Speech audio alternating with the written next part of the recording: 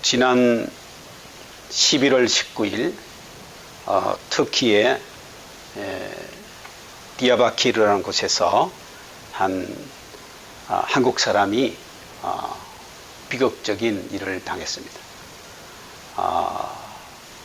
한 괴한이 칼로 우리 한국 사람을 무참하게 찔러서 하루 만에 병원에 응급실에 실려갔지만 하루 만에 11월 20일 하늘나라로 갔습니다. 그분이 바로 김진욱이라는 41살 되는 한국 사람인데 복음 전하는 선교사입니다. 이 디야바키르라는 곳은 바로 터키의 동부 지역인데 여기에 시리아 전쟁으로 난민들이 많이 여기 와서 살고 있고 또 쿠르드족 난민들이 많이 사는 이곳에 이 난민들을 섬기기 위해서 봉사 선교를 하던 이 선교사가 괴한에게 칼에 맞아 하늘나라로 갔습니다. 그래서 고 김진욱 선교사님 그때 태어난 나이 14일 된 아이가 둘째 아이가 있고 아들은 6살 된 성우라는 아들이 있는 이 가정이 저는 개인적으로 잘 모릅니다만은 이 비극적인 이 소식을 듣고 예루살렘에서 선교하는 제가 잘 아는 선교사님이 이 집을 찾아가서 위로하고 또 페이스북에 올려서 저도 알게 되었습니다. 어떻게 이런 어려운 지역에 순교자가 생기는 일들이 일어났을까? 이 선교사는 누가 보내서 여기에 갔을까? 어떤 누가 강요해서 간 것은 아니겠죠. 하나님이 자기를 쓰시기 위해서 이곳으로 보내셨다. 이런 믿음을 가지고 선교사로 가게 되었는데 또 우리가 한편으로 생각하면 그런 위험 지역에 꼭 가야 되는가? 아무리 하나님이 보내신다 할지라도 그런 위험 지역에 가는 것이 꼭 필요할까? 알 수가 없죠, 우리는. 그래서 이제 저도 기도하면서 생각을 해보았는데 그 누구보다도 이 선교사님의 아내 되는 사람이 만약에 어떻게 이 아내 되는 사람이 이 사건을 받아들일까 보니까 이렇게 그 아내는 기도하고 말했습니다. 남편이 칼에 찔려 중상을 입고 병원으로 갔다는 이야기를 듣고 정말 간절히 기도했습니다. 주님, 남편의 생명만은 살려주세요. 그러나 어느 순간 이런 생각이 들었어요. 정작 살려져야 할 사람은 이곳에 죽은 영혼들이 아닌가. 남편의 순교로 죽어 있는 이들 영혼들이 살아날 수만 있다면 이런 기도를 했다는 것입니다. 그러므로 이 선교사의 죽음은 결코 헛되지 아니하고 그 아내는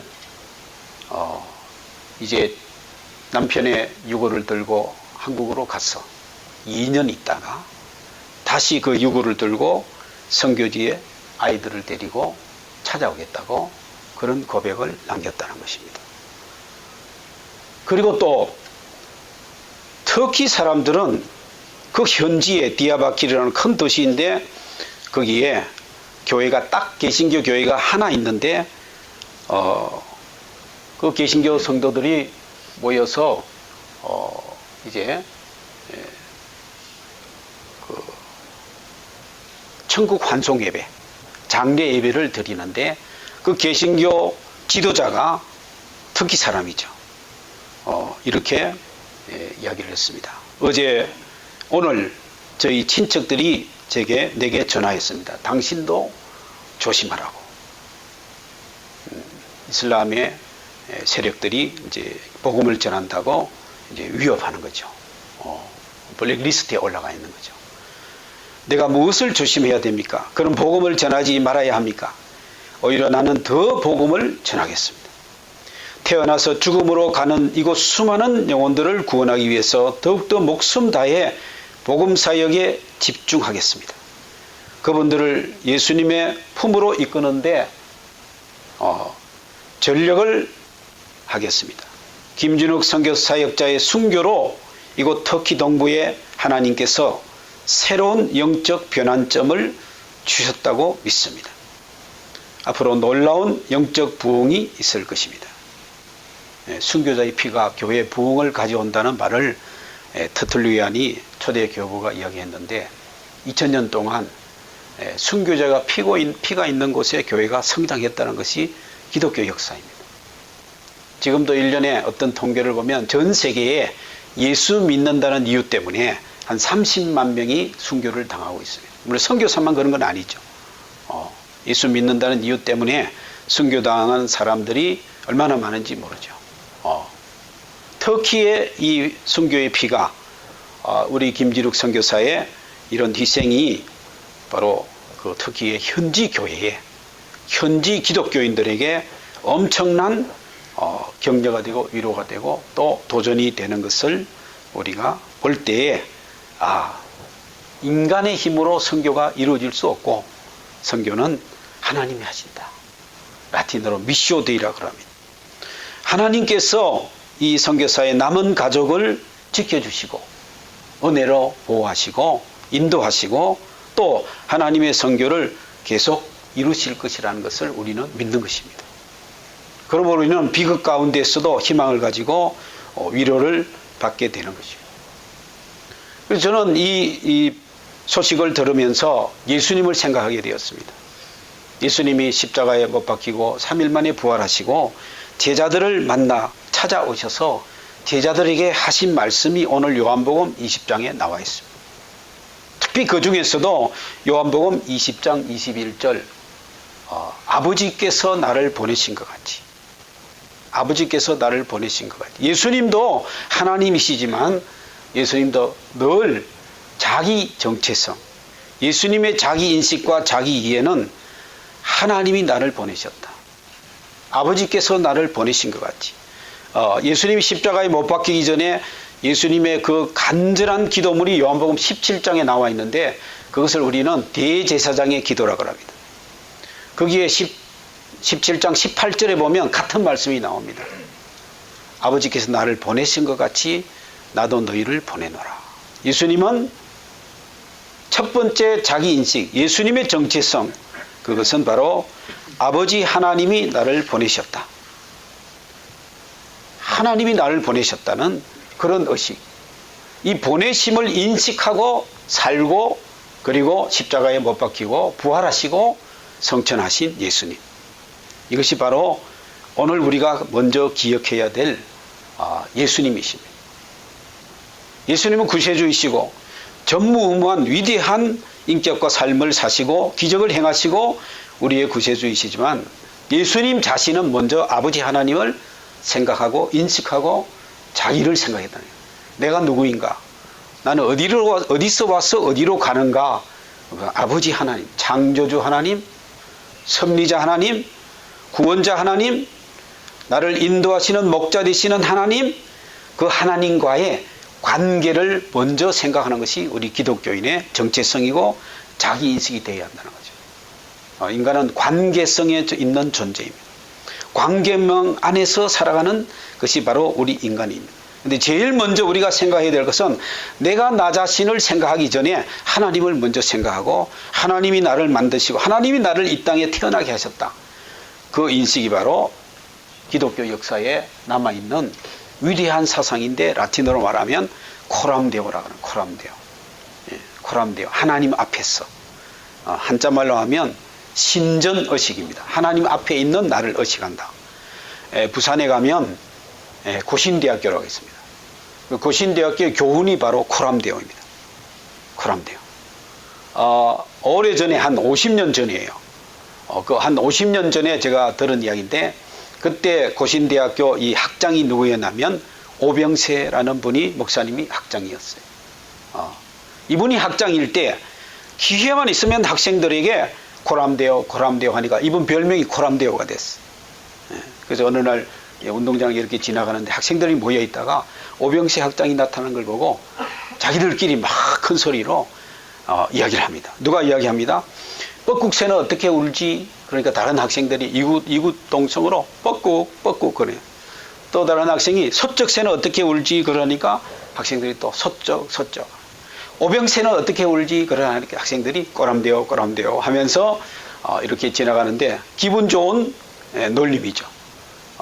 이게 고신대학의 유명한 바로 꼬람대요. 우리 성도들은 이 땅에 하나님이 나를 태어나게 하시고 하나님이 나를 쓰시기 위해서 보내셨다라는 믿음을 가지는 것이 제일 중요합니다. 그것이 바로 꼬람대요. 혼자 있을 때나 여러 명이 같이 있을 때나 위기 속에 있을 때나 잘 될 때나 하나님이 나를 보내셨다. 예수님이 그렇게 하셨던 것처럼 하나님이 나를 보내셨다. 하나님이 나를 스탁빌 한인 장로교회 이 공동체 일원으로 보내셨다. 이 믿음을 가지는 것이 우리가 그리스도인이 가져야 될 가장 중요한 일이라 그렇게 생각합니다. 하나님이 왜 나를 이런 가정에 태어나게 하셨을까? 하나님이 왜 나를 이런 어려움 속에 두셨을까?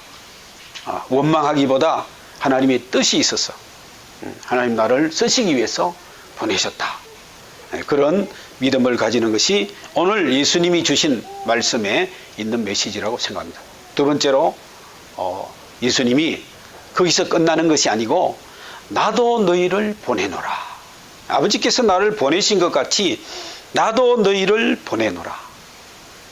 예수님은 부활하시고 이 제자들을 이제 파송하시는 거죠. 보내는 거죠. 그래서 그 다음부터는 제자를 하기보다 사도라 합니다. 사도. 헬라말로 아포스톨로스라 하는데 이 말은 무슨 말이냐면 보냄을 받았다. 보냄받은 자. 이 제자들도 이제는 예수님이 부활 성천하시고 고아와 같이 버려두는 것이 아니라 자기들은 이제 예수님처럼 우리 주님처럼 우리도 하나님으로부터 이제는 성령과 더불어서 보냄받았다. 어디로 보냄받은 거예요? 세상으로. 낮고 천한 곳으로. 가난한 사람들, 장애인, 환자들, 감옥에 있는 사람들, 소외된 자들, 이민자들, 우리보다 더 힘없고 어려움 속에 있는 난민들, 이런 사람들로 우리가 보냄받았다 하는 그런 보냄받은 의식, 그것이 바로 선교 의식인 것입니다. 그래서 이 교회는 어떤 존재이냐? 교회는 바로 선교를 위해서 만들어진 공동체다. 많은 사람들이 교회가 선교를 한다 이렇게 생각하는데 그건 틀린 말입니다. 교회가 먼저 있고 선교한다는데 그것도 틀린 말입니다. 선교가 있고 교회가 있고 선교하니까 교회고 선교하지 않으면 교회가 아닌 것이에요. 물론 예배도 중요하죠. 예배도 중요한데 예배도 본질이지만 교회는 바로 복음으로 살고 복음 전하는 그래서 유명한 말이 있습니다. 교회 없는 선교나 선교 없는 교회는 둘 다 모순이다. 교회하면 선교, 선교하면 교회.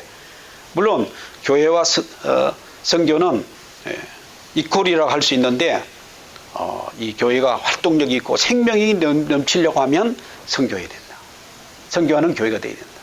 제가 한 번은 우리 신학교에서 학생들에게 교회의 본질이 선교입니다. 그랬더니만 우리 8개 신학 분야 교수님들 가운데 한 분이 딱 손을 들고 저에게 질문하는 거예요. 자기가 생각할 때는 아닌 것 같다고. 자기가 생각할 때는 교회의 본질은 예배라고. 그분이 예배학 교수거든요. 예배학 교수가 교회의 본질은 예배라고. 그래서 제가 그랬어요. 맞는 말씀이라고.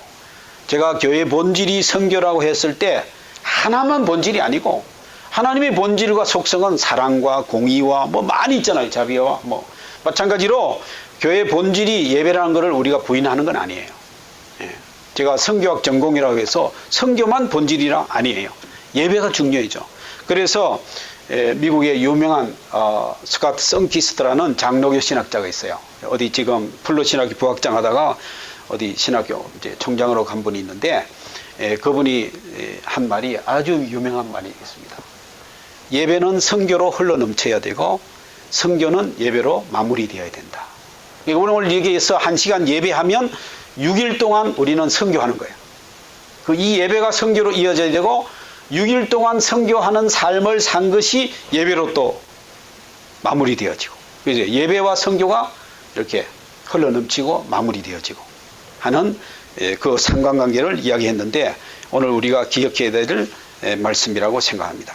그래서 우리 예배 공동체, 우리 선교하는 공동체는 예배하고 또 선교하고, 또 이 선교는 구체적으로 뭐냐? 많은 사람들이 선교 이야기하니까 저기 아프리카나 땅끝까지 하니까 꼭 가야 된다고 생각하는데 아닙니다. 예수님 말씀은 예루살렘을 시작하는 거예요. 예루살렘, 우리 집에서부터, 이 동네에서부터, 스탁빌이면 스탁빌, 콜럼버스면 콜럼버스, 여기서부터 선교가 시작되는 거예요. 그럼 예루살렘이 100% 다 되면 온 유대로 나가야 되느냐? 그것도 아니에요. 동시다발적으로. 이제 지리적, 문화적 모든 면에서 경계선이 있지만 예루살렘과 온 유대와 사마리아와 땅끝까지 이르르라 그랬지 거기만 가라 그런 게 아니에요.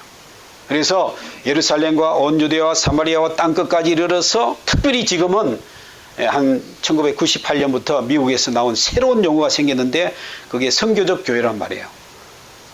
미셔너리가 아니고 미셔나리라는 사전에 없는 말을 만들어냈어요. 그 말은 무슨 말이냐면, 이제 그동안 우리가 아프리카나 중남미나 이런 아시아나 많은 나라들에게 선교사를 많이 보냈는데 미국 교회가 너무 약해졌다. 이제 큰일 났다. 앞마당에 불이 났다.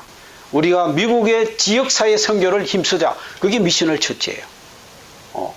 미셔너리 처치도 필요하고 미셔널 처치도 필요한 거죠. 땅끝까지 보내야 돼요. 가야 돼요. 그러나 여기도 우리 그리스도인들이 선교적 그리스도인이 되어야 된다. 선교사 보내는, 선교사만 선교가 아니고 우리도 선교사다. 이 선교적 교회다. 그래서 우리가 서로 사랑을 더 실천하고 환대를 실천하고 예배하는 공동체로서 하나님의 나라를 보여주는 그런 공동체가 되어야 된다. 이 선교적 교회입니다. 그래서 예배는 선교로 흘러넘치고 선교는 또한 예배로 마무리되어야 된다. 그래서 아주 참 예배와 선교를 잘 연결해서 이야기한 표현이라고 생각합니다. 예수님은 오늘도 제자들, 예수님이 자기 12제자나 또는 여러 그냥 외 제자들만 아니라 이 말씀은 오늘 우리에게도 적용되는 말씀이라고 믿습니다. 그래서 오늘 말씀의 마지막에 결론은 전체적으로 볼 때 아버지께서 나를 보내신 것 같이 나도 너희를 보내노라. 그래서 결론은 뭐냐? 교회는 보내는 존재가 아니고 보냄받은 존재이다. 교회는 파송받은 선교적 교회다. 어디로? 이 지역사회로. 그래서 교회는 크든 작든, 제가 한 번은 한 10년 전에 우리 대학원 수업을 하는데 아프리카 선교사가 안식년, 1년 안식년 맞이해서 제 수업에 들어봤어요. 그래서 저보고 기도해 달라고 그래요. 왜 그러냐니까 자기가 11년 일하고 1년 안식년 받았는데 이 1년 지나면 이제 후원이 끊어진다는 거예요. 다시 선교지에 가야 되는데 후원이 없다는 거예요. 후원교회를 구해달라는 거죠. 어려워요, 후원교회 구하는. 왜? 교회가 지금 많이 감소하고 어려우니까. 그래서 제가 같이 기도하자고. 근데 한 달 후쯤 와서 아주 기쁘게 나타나서 후원교회를 구했다는 거예요. 그걸 어떻게 됐냐 하니까 자기 일단은 한 절반, 월 한 100만 원 정도, 그것도 모자라지만 한 월 100만 원 정도 자기를 후원하는 교회가 생겼다는 거예요. 어떤 교회가 그러냐 하니까 저 강원도 어디 조그만 도시에 한 교회가 자기들도 뭐 한 1, 20명 모이는 교회인데 월 100만 원 선교원금 하기로 했다는 거예요. 너무 깜짝 놀래요. 어떻게 그런 교회가 있을 수 있냐. 제정신이 아닌 것 같다고. 그랬더니만 아니라고. 그 목사님이 이런 말씀 했대요. 한국에서 지금까지 자기 예배당 건축하기 위해서는 빚을 내가지고 건축한 교회가 거의 태반이에요. 자기 돈이 다 모여서 건축한 교회가 별로 없어요. 한 30%, 20%만 있으면 은행 빚 내가지고 그 저당 잡고 이렇게 해가지고 예배당 지었는데 복음 전하는 선교를 위해서 빚내가지고 선교했다는 말은 못 들어봤다는 거예요. 그 목사님 이야기가.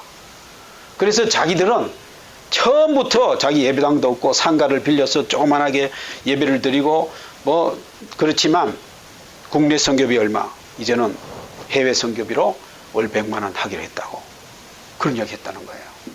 그래서 제가 그 말을 듣고 이 교회는 하나님이 기뻐하시고 책임져 주실 교회다. 그 상가에 있는 여러 상인들이나 여러 이런 주위의 지역 주민들이 이 소문을 들으면, 우리보다 어려운 아프리카 지역에 복음 전하기 위해서 이 조그만 교회가 월 100만 원 선교비를 쓴다면 분명히 그 상인들과 주위 사람들이, 예수 안 믿는 사람도, 심지어는 타종교인들까지 교회 가려면 이런 교회를 가십시오. 전도할 거예요. 전도는 우리가 하는 게 아니에요, 사실. 전도는 우리에게 영향받은 안 믿는 사람들, 또는 처음 믿는 사람들, 또는 타종교인들까지도 교회 가려면 이 교회 가시오. 나는 뭐 불교인이고 나는 뭐 유교인이고 이슬람이지만 교회를 가려면 이 교회를 가시오. 이렇게 이야기해 주려고 하면 우리 그리스도인들, 우리 교회가 정말 선교적 교회로서 거듭나서 우리 예배가 선교로 흘러넘치는 이런 교회가 되어야 되지 않겠는가 하는 메시지를 오늘 같이 나누는 것입니다. 마지막으로 제가 이번 연구학교에 와 있으면서 몇 군데를 다녀왔는데, 알라바마주 남쪽에 어번이라는 도시를 다녀왔어요.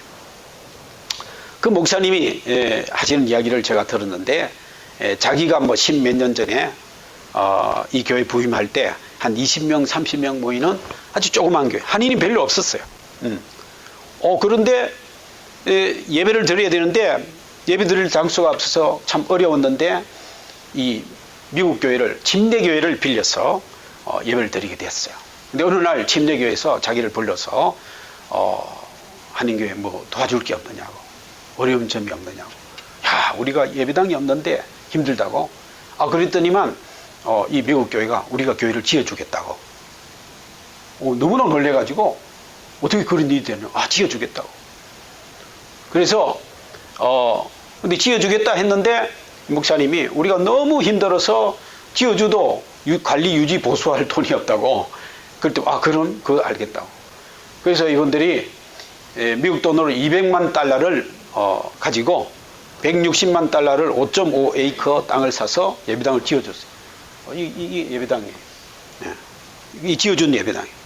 그리고 40만 달러는 떼가지고 유지 보수비로 쓰라고 이렇게 자기들이 가지고 언제든지 필요할 때 돈을 준다고. 알고 보니까 한 할머니가 하늘나라 돌아가시면서 자기 재산을 기부한 거예요. 200만 달러를. 근데 딱 목적을 정해줬어요. 이거는 예배당 짓는 데 쓰십시오. 근데 이 교회가 이 예배당을 짓는 데 써야 되는데 어떻게 할까 기도하는데 마침 한인교회가 예배당이 필요하다 하니까 그렇게 준 거예요. 얼마나 놀라운 일인지. 그런데 하나님이 또 우리 현대 기아차들이 들어오면서 협력업체들이 많이 들어와가지고 거기에 한인들이 3,000명으로 늘어나고 이 교회가 한 700명 모여요 지금. 아주 지금은 막. 그래서 저 뒤에 보면 건물은 자기들 힘으로 교육관을 지었어요. 몇 년 전에. 그래서 제가 이 교회를 보고 너무 감동이 되는 거예요. 우리가 다 200만 할 수는 없지만, 뭐 돈으로 다 할 수도 없고, 어떤 방법으로든 하나님 앞에 우리가 보냄받은 자로서, 우리의 생명은 하나님이 이 땅에 하나님이 보내서 온 것이고, 우리가 사는 것도, 우리가 이 스타필이나 콜럼버스에 사는 것도 하나님이 보내서 우리가 여기서 사는 것이고, 여러분 공부하는 학생들이나 또 교수님들이나 또 여러 교민들이나 모두 다 각자 하나님이 이곳에 보내셔서 이 아름다운 스타필 한인교회를 하나님이 허락하셨다. 그렇다면 우리는 정말 하나님이 보내신 예수 그리스도의 복음 진리를 전하는 그런 사명을 잘 감당해야 되겠다.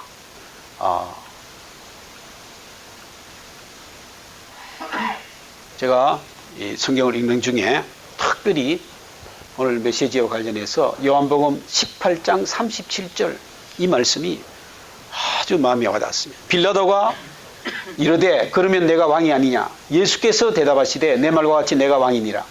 내가 이를 위하여 태어났으며 이를 위하여 세상에 왔나니 곧 진리에 대하여 증언하려 함이로라. 무릇 진리에 속한 자는 내 음성을 듣느니라. 요한복음 18장 37절. 예수님은 만왕의 왕, 만주의 주로 이 땅에 오시고 구세주가 되셨는데 내가 이를 위하여 태어났다. 이를 위하여 보냄을 이 세상에 왔다. 태어난 목적, 세상에 온 목적, 그것을 예수님은 누구보다도 분명하게 말씀하시는데 바로 십자가에 달려 죽으시고 세상의 죄를 대속하기 위해서 피를 흘리시고 부활하심으로 우리의 구세주, 만왕의 왕, 만주의 주가 되셨다는 거죠. 이 예수를 믿는 우리들도 예수님을 믿을 때 나는 이를 위해서 태어나고 이를 위해서 세상에 왔다. 이 목적, 이 소명, 이것을 여러분들이 예수 그리스도 안에서 발견하시고 그렇게 산다면 여러분의 성공은 그 순간 돈이 있든 없든 박사기가 있든 없든 여러분의 삶은 그 순간 새로운 삶이 되고 성공적인 인생이 되리라 믿습니다. 오늘도 예수님이 여러분을 부르시고 보내시는 이 현장에서 아멘으로 응답하는 여러분이 될 수 있기를 바랍니다. 기도하겠습니다. 하나님, 무엇보다 우리를 예수 그리스도 구세주를 발견하게 하시고 그 은혜로 구원을 받은 하나님의 백성, 또 교회 공동체의 지체로 삼아주시니 감사합니다. 우리 각자가 하나님이 부르신 그 소명을 자각하고 인식하고 자기 이해와 정체성을 확실히 하고 이 세상을 힘차고 그리고 참으로 감사하며 기뻐하며 기도하며 하나님의 복음 진리를 보여주는 나타내는 선교적 교회, 선교적 그리스도인이 다 될 수 있도록 도와주시옵소서. 스탁빌 한인교회를 축복하여 주셔서 목사님과 모든 성도님들이 행복한 공동체를 이루며 이 교회에 오는 모든 사람들이 예수 그리스도를 구주로 고백하는 역사가 있게 하여 주시옵소서. 감사하고 우리 주님 예수님 이름으로 기도드리옵나이다. 아멘.